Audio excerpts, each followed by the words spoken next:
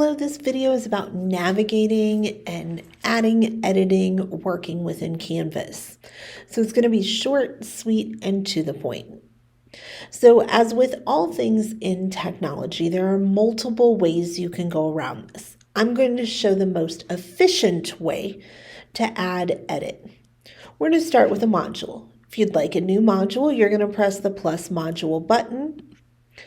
In the module name, you're going to give it a meaningful name. Like for summer school, I would go week 1 and put the dates. You might go a topic that you're discussing here, but it needs a meaningful name. For this one, I'm just going to put delete because I'm going to delete this when I'm done. That module always goes to the bottom of your modules list. To add, edit pages and assignments, you're going to come over to the right-hand side and press this plus button.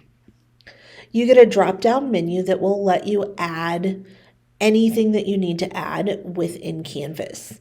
So you can add something that's already created, or you can start a new assignment from here. I'm just going to go ahead and create assignment. It's going to be delete 2 because I'm going to get rid of it when I'm done.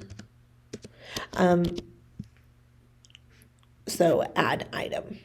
That item goes into your module. From here, you can click on the title to open it up. And then the edit button is normally right up in the top right someplace.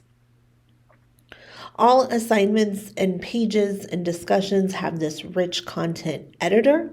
This is where you can type your directions. You can use Google to embed things or the plug for any apps. If you'd like images, there's a picture up here. It's a pretty robust editor so that you can put in whatever you need to do.